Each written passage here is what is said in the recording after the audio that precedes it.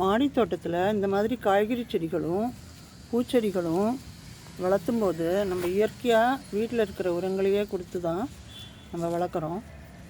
எந்த கெமிக்கலும் போடுறதில்ல. பெஸ்டிசைடும் சரி ஆர்கானிக்காக வீட்டிலையே தயாரித்து தான் கொடுக்குறோம். அப்படி கொடுக்கும்போது நம்ம கிச்சனில் இருக்கிற வேஸ்ட்டு தான் நிறைய யூஸ் ஆகுது.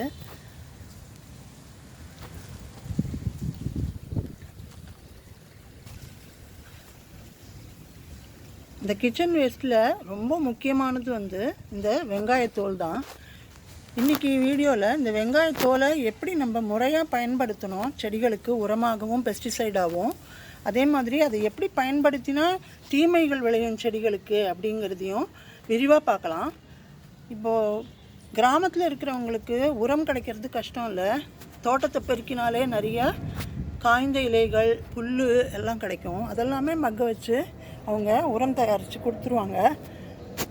மாட்டுச்சாணம் கிடைக்கும், ஆட்டுச்சாணம் கிடைக்கும், அதெல்லாம் ஈஸியாக கிடைக்கும். நமக்கு சிட்டி லைஃப்பில் உங்களுக்கு சிட்டியில் கார்டன் வைக்கிறது ரொம்ப கஷ்டம். ஏன்னா நம்ம வெளியிலையும் எதுவும் வாங்கக்கூடாதுன்னு பிடிவாதமாக செடி வளர்க்குறோம். அந்த மாதிரி இருக்கும்போது நம்ம வீட்டிலையே தயாரிக்கிற உரங்களில் நிறைய சத்துக்கள் இருக்கிறதா இருக்கணும். அதனால் நமக்கு இந்த காய்கறி வேஸ்ட்டு தான் ரொம்ப கை கொடுக்குறது. அதுலேயும் இந்த வெங்காயத்தோல் வாழைப்பழத்தோல் எல்லாம் நம்ம நிறைய யூஸ் பண்ணுறோம். ஆனால் இந்த வெங்காயத்தோலை முறையாக பயன்படுத்தலைன்னா அதில் தீமைகளும் இருக்குது, நன்மைகள் நிறையவே இருக்குது முறையாக பயன்படுத்தினா. ஸோ எல்லாத்தையுமே இந்த டீட்டெயிலாக இந்த வீடியோவில் பார்க்கலாம். இந்த வெங்காயத்தோல் உங்களுக்கு நிறைய கிடச்சதுன்னா மோஸ்ட்லி என்ன பண்ணுவோம், நம்ம கம்போஸ்டில் போடுவோம். கம்போஸ்டில் இந்த வெங்காயத்தோலை ரொம்ப போட்டால் என்ன ஆகும்னா, நிறைய இருக்குது, இது நல்ல சத்துள்ளதாச்சே, எல்லோரும் யூஸ் பண்ணுறாங்களே அப்படின்னு நினச்சி நம்ம நிறைய போட்டுட்டோம் அப்படின்னா என்ன ஆகும்னா, இதில் சல்ஃபர் கண்டென்ட் இருக்குது. இதில் potassium, magnesium, iron, copper, sulphur அப்படின்னு எல்லா சத்துக்களும் இருக்குது. ஆனால் இந்த சல்ஃபர் கண்டென்ட் என்ன ஆகும்னா இந்த மண்ணுக்கு தீங்கு விளைவிக்கும். நீங்கள் இப்போ இதை எடுத்துகிட்டு இப்படியே போடுவாங்க சில பேர். இது கொஞ்சம் காஞ்சிருக்கு, இதே கொஞ்சம் தண்ணியாக கூட இருக்கும். சில சமயம் நம்ம காய்கறி வேஸ்ட்டோடு சேரும்போது ரொம்ப தண்ணியாக நனைஞ்சு போயிருக்கும். அந்த மாதிரி நீங்கள் இப்படி போட்டிங்கன்னா என்ன ஆகும்னா, மண்ணில் இந்த சல்ஃபர் கண்டென்ட் டாக்ஸின் உருவாக்கி பூஞ்சை தொற்றும் வரும், மண்ணுக்கும் டாக்ஸின்ஸ் சேரும். ஸோ தீமை செய்யும். அதனால் நீங்கள் இந்த அப்படியே போடக்கூடாது. அதே மாதிரி நிறைய இருக்குது அப்படின்ட்டு கம்போஸ்டில் சேர்த்துடாதீங்க. அளவோடு தான் கம்போஸ்டில் சேர்க்கணும்.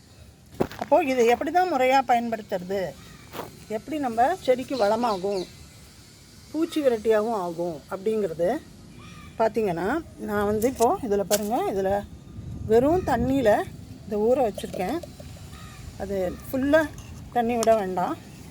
இந்த மாதிரி வெங்காயத்தோலை ஒரு ஜாரில் போட்டு தண்ணியை ஊற்றி கொஞ்சம் மேலே இடம் இருக்கணும், ஏன்னா கேஸ் ஃபார்ம் ஆகும்.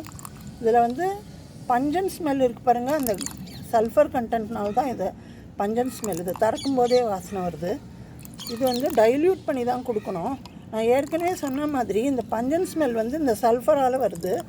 இது ஜாஸ்தியாச்சுன்னா மண்ணுக்கு விஷத்தன்மை அதிகரிக்கும், டாக்ஸின்ஸ் உருவாகும், அதே மாதிரி பூஞ்சை தொற்றும் ஏற்படும். இப்படியே போட்டிங்கன்னா அது இந்த மாதிரி நனைஞ்சதை கொண்டு போய் நம்ம டைரெக்டாக தொட்டியில் போட்டோம்னா, மண்ணையும் போட்டு மூடிட்டா நிச்சயமாக பூஞ்சை தொற்று வரும். ஸோ அது தவிர்க்கிறதுக்கு தான் நம்ம இப்படி ஊற வைக்கிறோம்.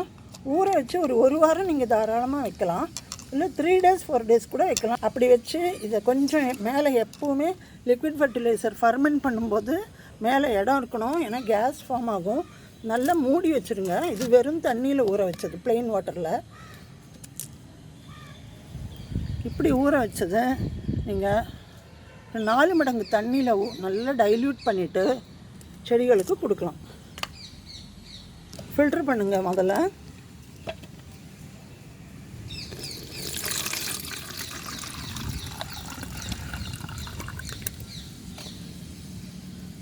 பாருங்க, இவ்வளோ இருக்குது.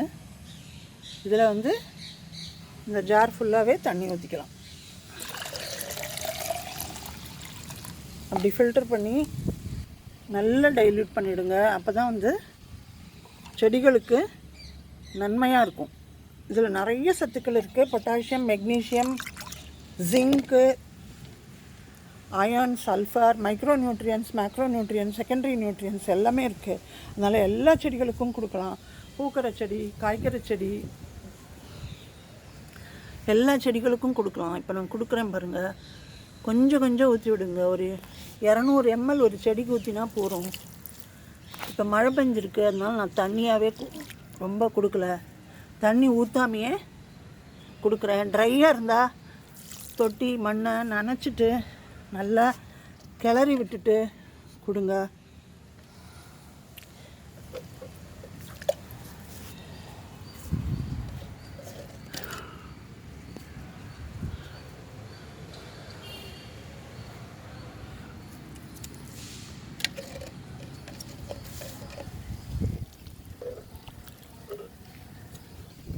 இன்னொரு முறை எப்படின்னு கேட்டிங்கன்னா, இதே தண்ணியில் இதே மாதிரி தண்ணியில் ஊற வச்சுட்டு கொஞ்சமாக வெல்லத்தை கலந்துக்கோங்க. இவ்வளோலாம் தேவையில்லை.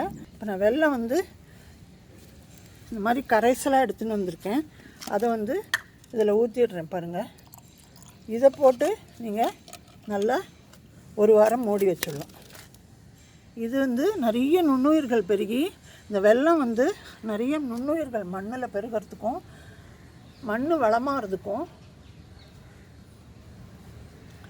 நிறைய மண்புழுக்களுக்கு உரமாகவும் மண்புழுக்களுக்கு உணவாகவும் அமையும். அதனாலேயே இந்த வெல்லம் சேர்த்தா எல்லா உரங்களும் ரொம்ப எஃபெக்டிவாக ஒரு ஃபர்டிலைசர் ஆகிடும். அதனால் அது சேர்த்துருக்கேன். இதையும் நீங்கள் அதே மாதிரி 4 மடங்கு தண்ணியில் டைல்யூட் பண்ணி எல்லா செடிகளுக்கும் கொடுக்கலாம். 2 மெத்தட் சொன்னேன்னா, 3வது மெத்தட் பாருங்கள்.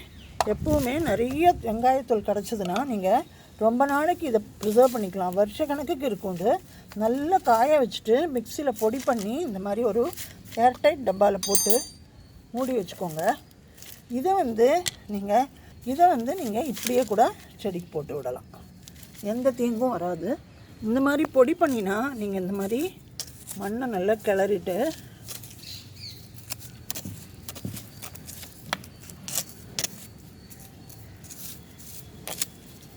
எல்லா மண்ணையும் நடுவில் சேர்த்துருங்க. அப்புறமா இதில் 1 ஸ்பூன் எடுத்து இப்படி போட்டு விடலாம். இந்த பொடி வந்து ஈஸியாக மக்கி போயிடும், அங்கங்கே தங்கி பூஞ்சையை உருவாக்காது. அதனால தான் இந்த பொடியை ஒரு 2 டீஸ்பூன் 10 இன்ச் பாட்டுக்கு போட்டால் போதும். போட்டுட்டு இந்த மண்ணாலேயே நல்லா மூடி விட்டுருங்க. ஸோ நீங்கள் வெங்காயத்தோல் பயன்படுத்தும் போது இந்த முறை வந்து பெஸ்ட்டு.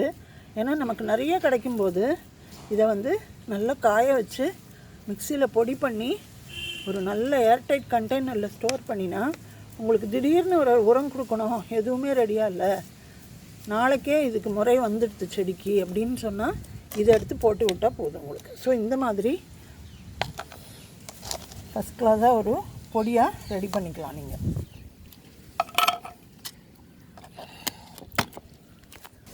அதை தவிர இங்கே பாருங்கள், இது வந்து ஒரு பெஸ்டிசைடாகவும் எடுத்திருக்கேன். இதே வெங்காயம் ஊற வச்ச தண்ணியை டைல்யூட் பண்ணி 4 டைம்ஸ் டைல்யூட் பண்ணி இந்த ஸ்ப்ரேயரில் ஊற்றி நீங்கள் அடிச்சிங்கன்னா மாவு பூச்சி, அஸ்வினி பூச்சி,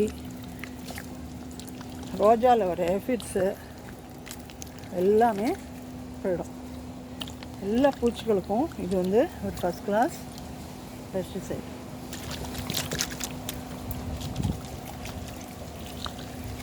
ரோஜாவில் வர த்ரிப்ஸ் எல்லாம் கூட போயிடும். அப்புறம் ஸ்கேல் இன்செக்ட் வரும் ரோஜாவில், இந்த அடியிலெல்லாம் வரும். இது பாருங்கள், பேசில் ஷூட் வந்திருக்கு. ஸோ இந்த மாதிரி இயற்கை உரங்கள்லேயே நீங்கள் இந்த மாதிரி பூக்களும் காய்களும் வச்சோம். இதில் வந்து இந்த ஹைபிஸ்கஸில் எப்போவுமே மாவு பூச்சி தொல்லை வரும், அது கூட இதில் கண்ட்ரோல் ஆகிடும். ஸோ இதை நீங்கள் நல்லொரு பெஸ்டிசைடாகவும் எல்லா செடிகளுக்கும் அடித்து விடலாம்.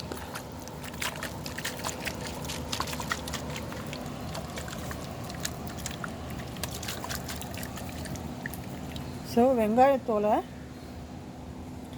எப்படி முறையாக பயன்படுத்தி நல்ல உரமாகவும் தீங்கு விளைவிக்காத ஒரு உரமாகவும் பெஸ்டிசைடாகவும் நம்ம பூச்சிகளை கொல்கிற ஒரு பெஸ்டிசைடாகவும் எப்படி யூஸ் பண்ணலாம் அப்படிங்கிறது இந்த வீடியோவில் பார்த்தோம். இந்த வீடியோவை உங்களுக்கு பிடிச்சிருந்தா லைக் போடுங்க, ஷேர் பண்ணுங்கள், சப்ஸ்கிரைப் பண்ணுங்கள், உங்கள் கார்டன் வச்சுருக்கிற ஃப்ரெண்ட்ஸ்க்கெல்லாம் ஷேர் பண்ணுங்கள். அடுத்த வீடியோவில் ஒரு நல்ல இன்ஃபர்மேஷனோடு உங்களை சந்திக்கிறேன். தேங்க்யூ.